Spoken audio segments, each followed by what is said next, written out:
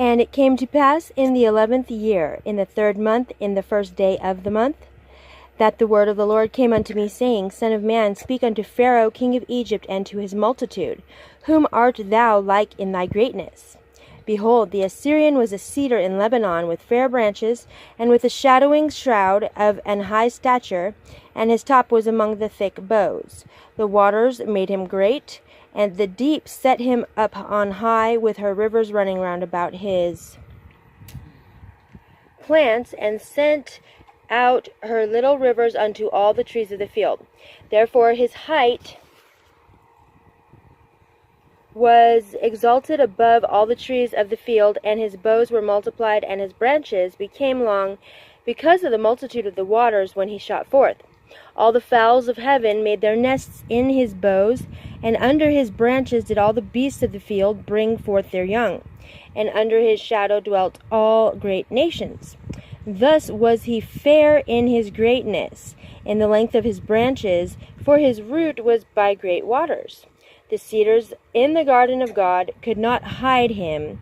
The fir trees were not like his boughs, and the chestnut trees were not like his branches, nor any tree in the garden of God was like unto him in his beauty.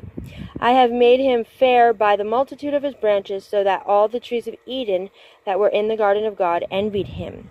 Therefore thus saith the Lord God, Because thou hast lifted up thyself in height, and he hath shot up his top among the thick boughs, and his heart is lifted up in his height, I have therefore delivered him into the hand of the mighty one of the heathen. He shall surely deal with him. I have driven him out for his wickedness. And strangers, the terrible of the nations, have cut him off, and have left him.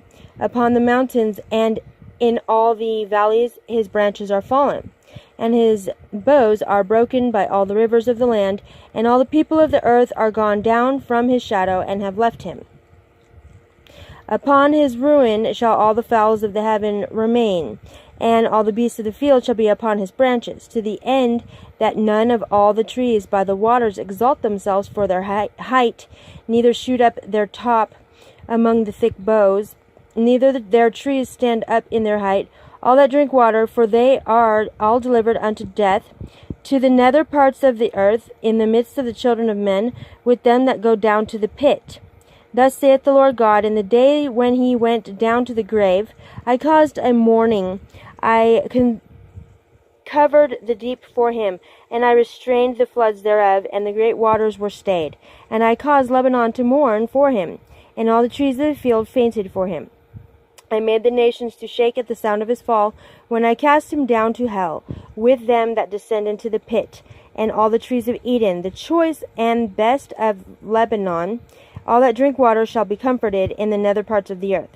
They also went down into hell with him unto them that be slain with the sword, and they that were his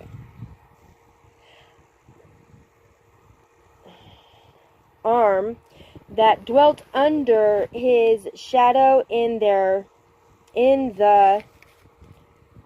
midst of the heathen. To whom art thou thus like in glory and in greatness among the trees of Eden? Yet shalt thou be brought down with the trees of Eden unto the nether parts of the earth. Thou shalt lie in the midst of the uncircumcised, with them that be slain by the sword. This is Pharaoh and all his multitude, saith the Lord God. End of Ezekiel chapter 31.